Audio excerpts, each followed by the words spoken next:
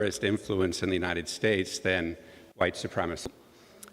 And after writing a series of these reports, my publisher came to me and said, you know, you really have to do this as a book. So that was kind of the start of the book. But really the book started in the early 1990s as a young FBI agent.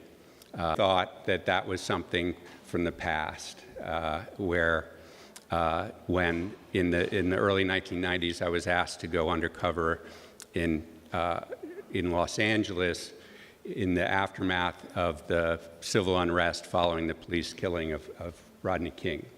The white supremacist groups were organizing, hoping to take advantage of further unrest, and I was asked to go undercover with groups of skinheads, and really had to learn from the beginning about this movement. And what I was taught, or what I believed was true, was that these were ignorant racists who were just nihilistic, and they signed me up for newsletters. And more I was seeing how deeply embedded it is throughout our society. And as Juan said, you know, I hope it's clear that I am not anti-law enforcement. But one of the warnings that we got, and this was worked off a joint terrorism task force where there were state and local and other federal agencies all working together on this case, but we were all brought together, and my supervisor said, look, you know, we all know that there are white supremacist sympathizers in all of our agencies. So you're going to have to be very careful in how you talk about this case when you go back to your own department. So just, you know, keep that in mind. You know, we have an undercover agent and we're concerned about his safety out there. So, you know, keep this one very closely held. That same warning came out in 2006 in written form. So I can talk about it. It came out again in 2015 when the FBI's counterterrorism policy guide leaked to the public. And in this guide, what it says is, it instructs agents working domestic terrorism investigations against white supremacists and far-right militias that their subjects, the people they're investigating in those cases, are, and this is a quote, often have active links to law enforcement. And it instructs them not to use traditional methods in counterterrorism cases, not to use the terrorist watch list in the way they would use it for any other kind of terrorist, because the police have access to the terrorist watch list. So they intentionally take a tool out of their toolbox because they know this is a problem. But there is no policy in the FBI that instructs agents how to protect the community from these white supremacist affiliated officers and agents. And that's really the missing piece here, that even when this report I wrote came out, I was expecting to hear a lot of pushback from law enforcement, and in fact was called to testify in front of Congress. And there was another law enforcement officer there who was trying to give the other side, but really all he said was, yeah, we acknowledge this is a problem, but it's not nearly as big as Mike says it is. To which my response was, what is the acceptable number of white supremacists in law enforcement that we have? That if we all acknowledge that it's a problem, that if even law enforcement is acknowledging it's a problem we have to solve. And because obviously for my cases, the beauty of Northwestern's. So there are law enforcement officers who are being discriminated against because of their race or ethnicity. There are law enforcement officers who are put in danger because of these affiliations some officers have with these militant groups. You know, one of the things that I've reminded police officers every time I talk to them is white supremacists kill law enforcement officers. You know, you know, from the Unite the Right rally to the 2020 Black Lives Matter protests, we saw these to film themselves and then using that violence to promote themselves within the movement. And too often we saw law enforcement look the other way. And during that period, when I had the opportunity to talk to law enforcement leaders, I would always say, these people are going to hurt your officers. You know, you have to instruct your officers that this is not fun and games. These aren't people you can buddy up with. They are dangerous. And of course, it was only a few months later. In fact, it was a few months after I testified. 2006 intelligence reports disavowed its counterterrorism policy guide, said they don't see this as a problem, and refused to testify in the hearing. And then 3 months later was January 6th, when over 100 police officers were injured by these same militant groups that had gained strength over the previous years because of the lack of enforcement action. So I so much appreciate that you guys are interested in this issue, and I so much appreciate the senators for coming out, because it's really important that we start talking about this issue and we come up with a plan that can solve it for once and for all. So thank you very much.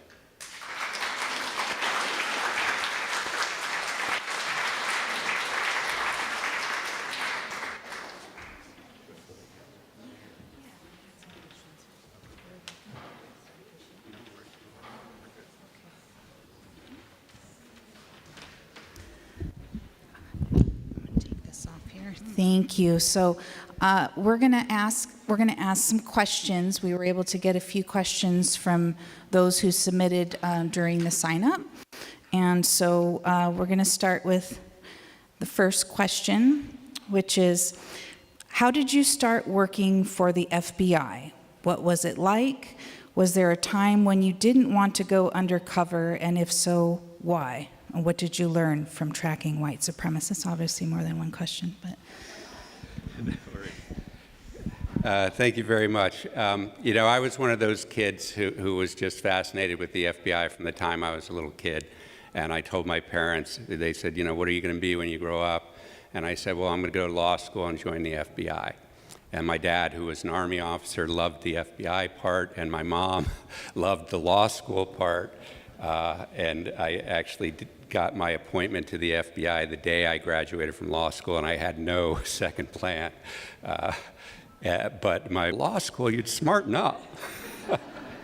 And you know, it was a childhood dream come true, and I loved the job, and I loved getting to do the work.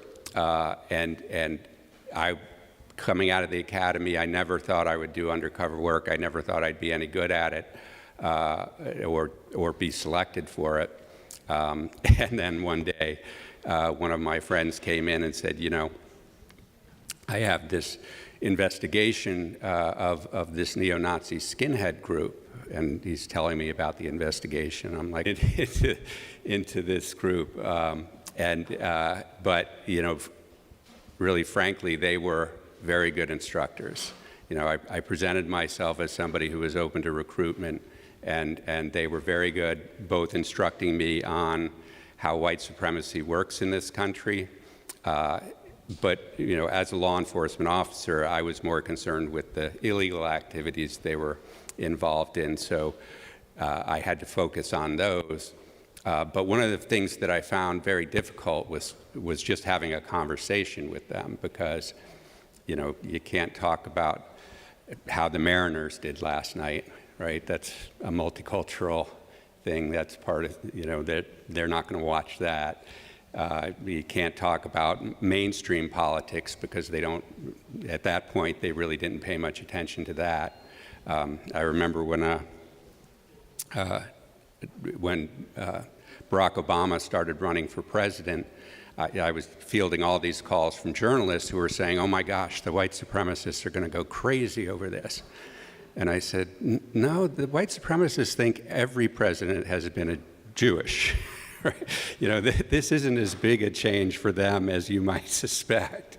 It's more of a change for the rest of us, which I think highlights the issue that white supremacy is more of a foundational thing in our country rather than some extremist element.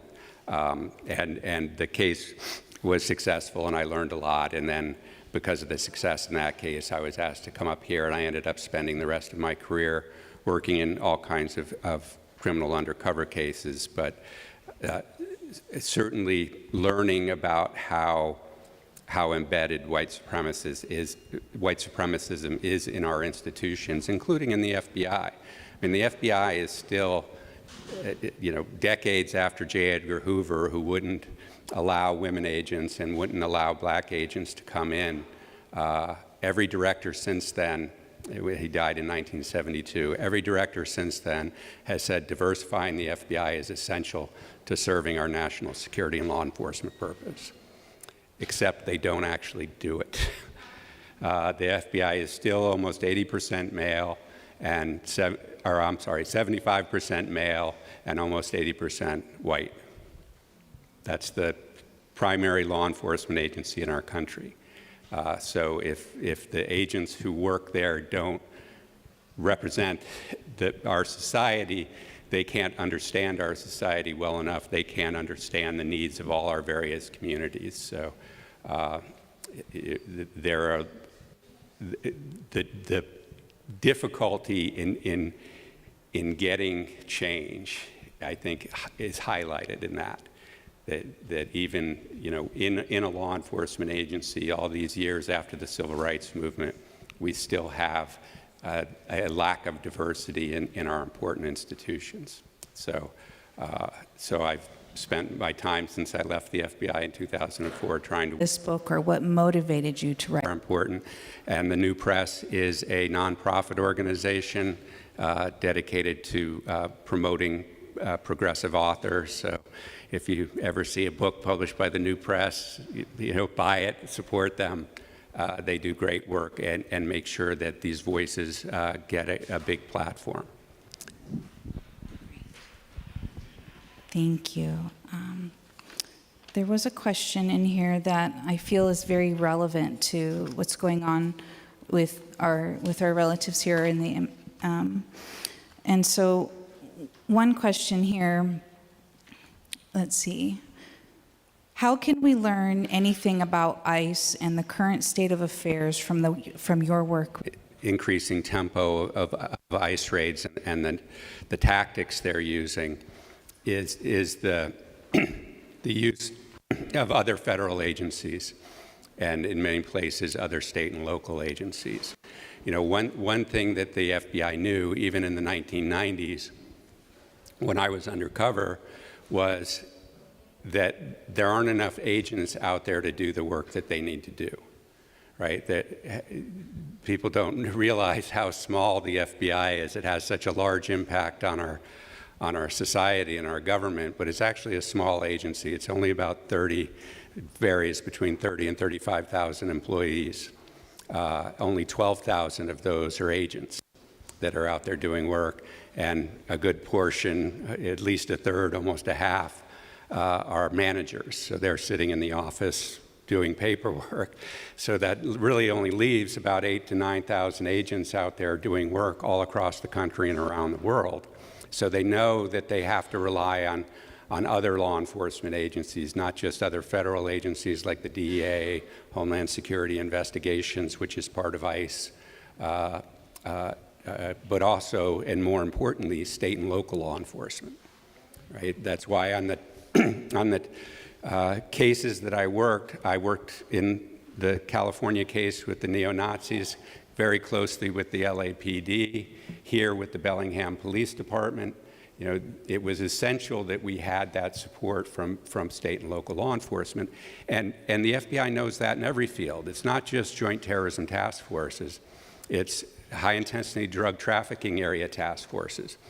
To work under the rules that state and local law enforcement demand.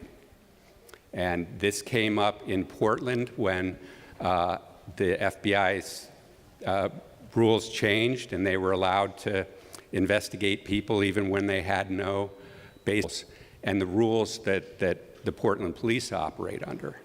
And in these task force arrangements, the local police have to agree to operate through the FBI's rules. And if the FBI's rules are less exacting than the local rules, that means that there's no way the people of Portland could determine whether their police officers were following the rules that the people of the city of Portland thought were essential to that police department. And the city council couldn't know whether they had control over that police department when they were working in that capacity. So Portland pulled out of the police department. At first I thought, this is no big deal. You know, everybody knows Portland is crunchy granola, not really, you know, a very progressive area.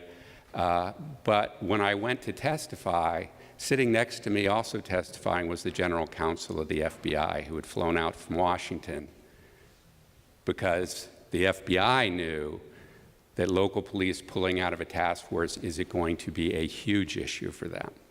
And they couldn't allow even one little city in Northwest United States to pull out. Since then, I worked with the San Francisco Board of Supervisors, can control this problem. They should know who these masked people with guns are running around our community.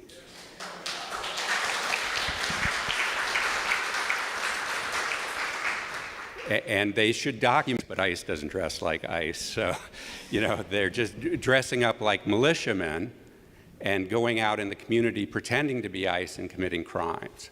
It breeds incivility and criminal activity, and it breeds resistance, right? It's natural if somebody who you don't know starts pushing you around. It's natural to resist that pushing around. And you know, when I was an FBI agent, when we went out to do an arrest in public, what did we do? We all put on those raid jackets you see on TV now with the big letters on the back, FBI, the big letters on the front, FBI, because we wanted people to know we were the good guys. We were the ones that were out there trying to protect the community, and so that the community would know this is an official action. This isn't some off-the-books violence for violence sake, because that protected us. And you know, it's a very dangerous thing that they're doing, and it's dangerous to state and local law enforcement when they don't know who's going out there. They're getting calls that somebody's being kidnapped. They're reacting as if it's a kidnapping. It's only a matter of time before there's some tragedy involved in this situation, and it's something that can be corrected tomorrow. If the state and local police would say, look, we're pulling out of the Joint Terrorism Task Force, we're pulling out of the Violent Crimes Task Force, we're pulling out of all these task forces, and we're going to reduce our cooperation with the federal government. Do people, you know, and I know one of the issues here in Washington is the sharing of information between state and local law enforcement and ICE. But you have to understand that the information sharing environment that law enforcement has built over the last 25 years is redundant, right? So including all of these task forces, there's also a state and local fusion centers. Do people know what fusion centers are? This is an example of my failure as an advocate. When I left the FBI and went over and started working at the ACLU, the first paper I wrote was called "What's Wrong with Fusion Centers?" Fusion centers are these interesting, it's a network of intelligence centers that share information between, you know, if there's some restriction about getting information here in Washington, there's federal money involved, the FBI is there, DHS is there. In trouble, the federal government goes, that's not us, that's state and local. And state and local often don't have the resources to do the kind of oversight they would need to understand what these centers are doing. So that's one hub that is designed to break down all the rules that protect our privacy and that limit law enforcement authority to collect information about us. So it's really important that we understand what's going on there, and particularly in this situation involving ICE, make it very clear. From white supremacy. So that's a great question. What they can do is enact a policy that addresses white supremacy, and particularly white supremacy in law enforcement. You know, unfortunately, there's no national strategy coming from the federal government. And the Civil Rights Division of the Justice Department is probably not going to be as effective for some time in enforcing civil rights. And that's the way our federalized system works, right? It's a check against abuse.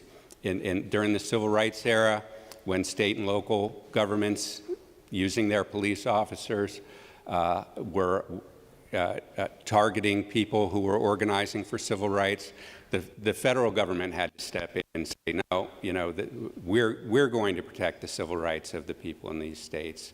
And now we have a bit of the opposite, where it's really up to states. We have a separate sovereign, right? We vote for our city council members, we vote for our state elected representatives. They have a responsibility to protect our civil rights too, even if it's the federal government that's infringing. And to be clear, there is a supremacy clause in the Constitution. They can't impede federal law enforcement, but they can certainly create a situation where they demand cooperation in exchange for the things the federal government wants from state and local governments and state and local law enforcement. Thank you. Let me see here. Let's see. For our last, because I think we're just about wrapping up here. So I'm just wanting to see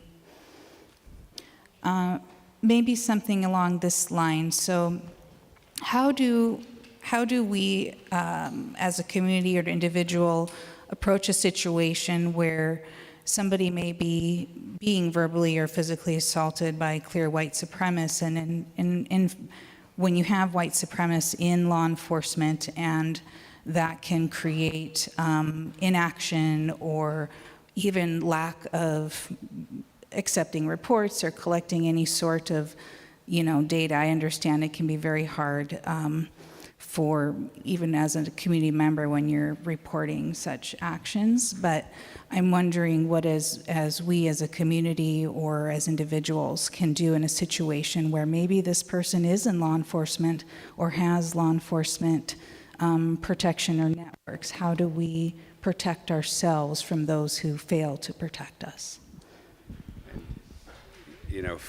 Fortunately today we all have a video camera in our pocket, and a lot of, going back to the killing of George Floyd, right? That absent that video, or frankly, earlier in my career, going back to the beating of Rodney King, right? That was something those communities were experiencing on a regular basis, talked about on a regular basis, but people didn't believe that. Document what you can, and make sure that you report it. Make sure that your elected representatives know and have access to that information. And I think that's the reason that we're all concerned about this issue right now, is because people out in the field are documenting what's happening, and people across the country can see it and are saying, no, this isn't how we want our government agents to be acting. So that's really the best advice I have.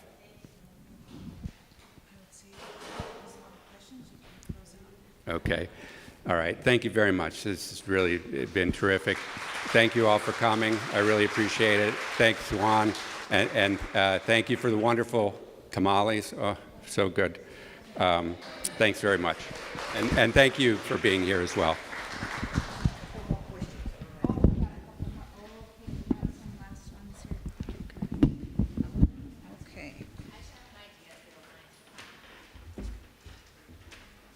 Hi, sorry, my name's Angela. I'm the Secretary of Unidos, so I'm just popping in real quick to let you know that we know you might have more questions about this topic and want to pick the brain more of Mr. Mike German here. If so, please feel free to grab an index card and put it in the question basket. We'll see what we can do to get your questions answered, but we want to thank you all again. We're going to take a short little break, so feel free to use the facilities, grab some refreshments, and then we'll get started around 2:05, 2:10 for the panel. So thank you. And thank you again, Mike German.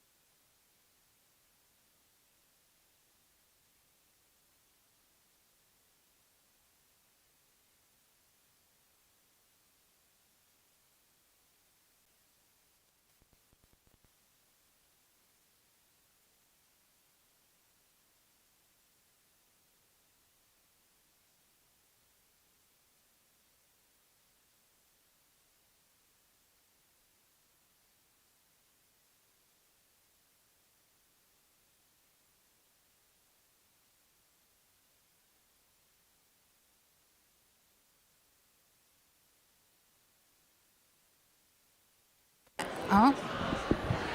How can I?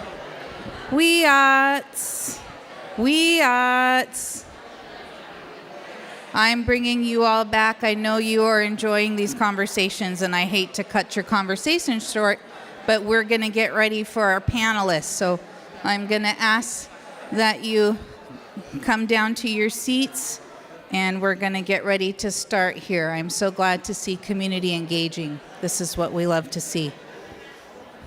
Okay. Let's see here. All right, folks. So we have our 4 panelists here today.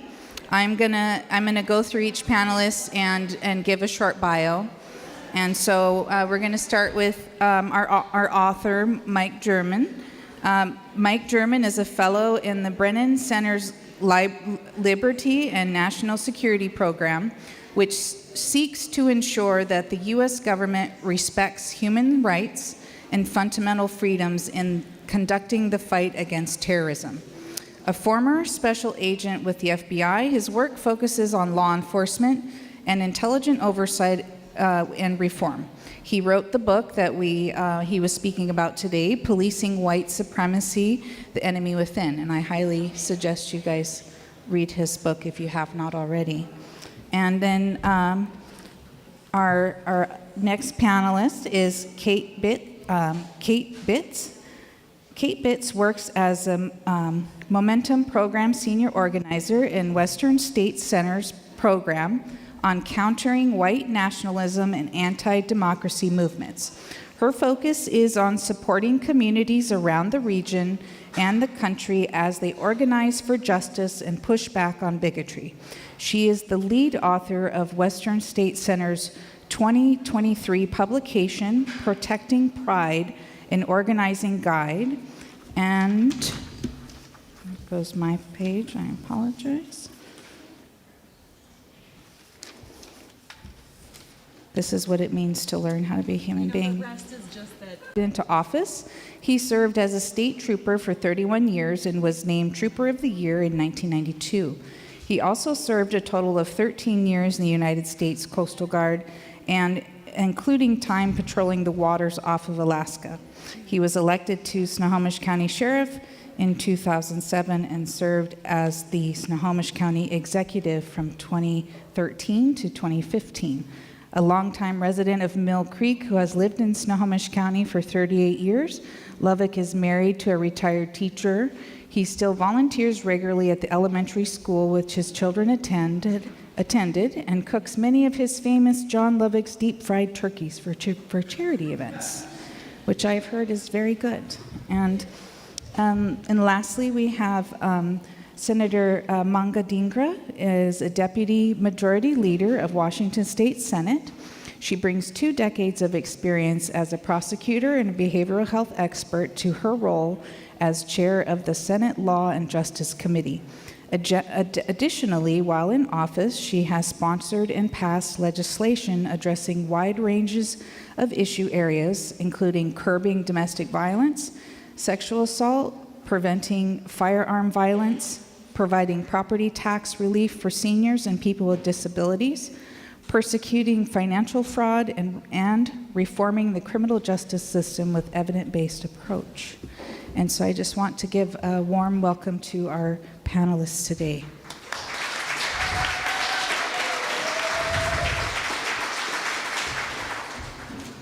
Now, for our first question, so these questions are open to all on the panel. Don't feel the pressure to answer, but please, if you'd like. So our first question is, what do each of you wish the public knew about the work that you do?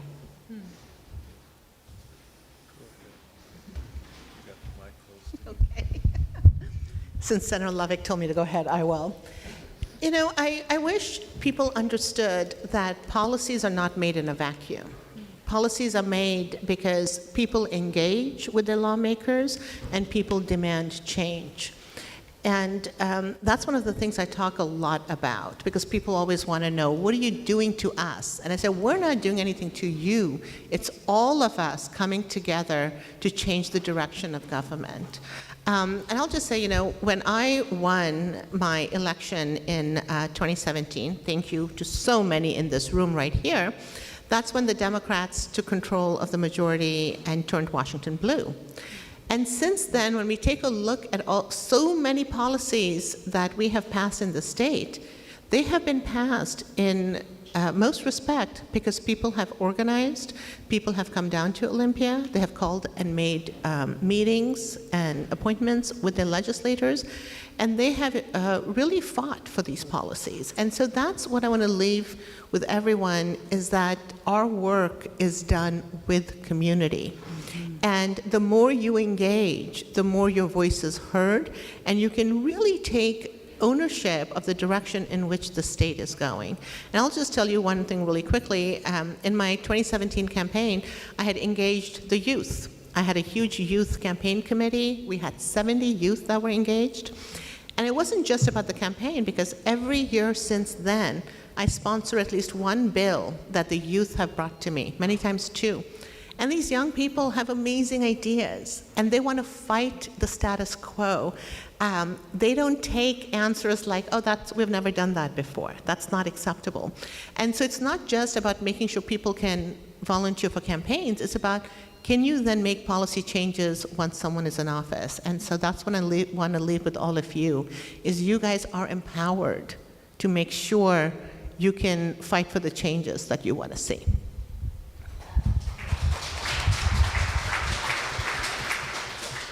First of all, I'm just really, really pleased to be here, and I want to say it's a great honor to sit next to Senator Dhingra.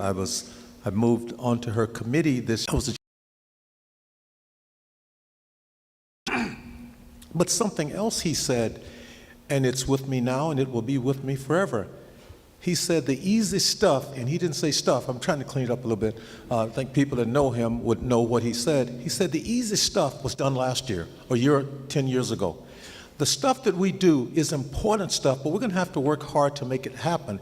And we want you to know that the work that we do is vital, but you are also vital. Your voice really, really matters. I was sitting here just thinking a few seconds ago. There was a lady here, and I don't want to embarrass her, but her name is Pam Hurst. Pam Hurst walked up to me, and I was thinking about something that Mahatma Gandhi said a few years ago. He said, the weak can never forgive, but only the strong can forgive. She walked up to me, and I don't want to embarrass you, but she said, I want you to know that I forgive you. I understand why you had to take some of the votes you took. And that meant a lot to me, Pam. I mean, it will, and why we are there doing it, because my office, and I know you've seen it, and it says, culture eats strategy for breakfast. You've seen it, and it says, culture eats strategy for breakfast. What we are doing here, groups like this, we are going to change that culture. And before we leave, I'll tell you how we're changing that culture. So thank you very, very much. Sorry I took so much time.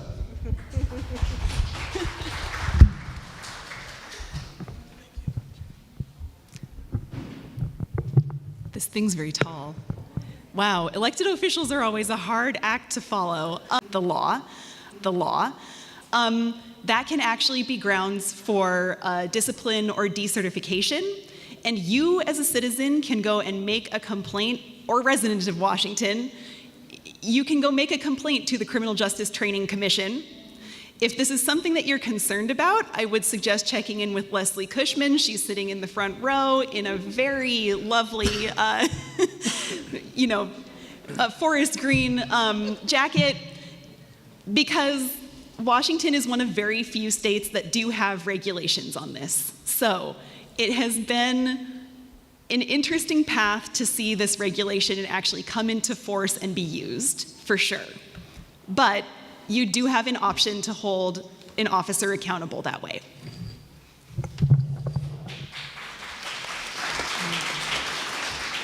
Thank you. I'll keep this short. I've already talked enough. But I would just say that, I'm not a genius.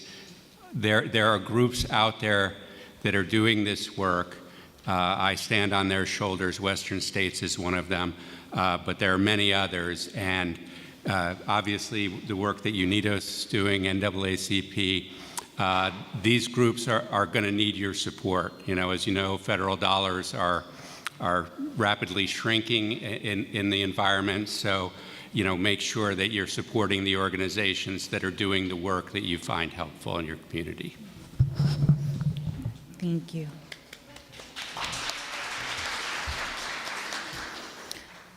So we wanted to ask, in these times when things are so difficult, what is giving you hope and what are you excited to work on these days? I'll start. That's another great question. And what gives me hope is when I come to events like this. And I mean that sincerely. When he called me a few weeks ago and asked if I would attend, I remember the first thing I thought about is I said, you know what, I would probably drive across 4 states in a snowstorm to be here. And I mean that, because the only way we're going to change things is that we step up and participate. And what also gives me hope is, my wife, she's at probably a rally right now somewhere or on the computer looking for a rally to go to. But I remember he talked about the FBI being 75% male and 80% white. I'll give you a number that you might do some math on later on. When I started with the State Patrol, there were 780 state troopers. 7 of us were black. And I have to tell you, it had to be the loneliest world in the world to go to work every day. And I'm seeing that we're changing that culture, and Senator Dhingra knows exactly what I'm going to talk about. We're changing that culture by bringing in different people into the profession. And I'm going to stop now, but I'm going to share with you before I go to talk about some of the regional academies that we're training. And you'll go out and look at the class and see members who represent that community. And I know they're changing. And I was at a parade in Snohomish earlier today.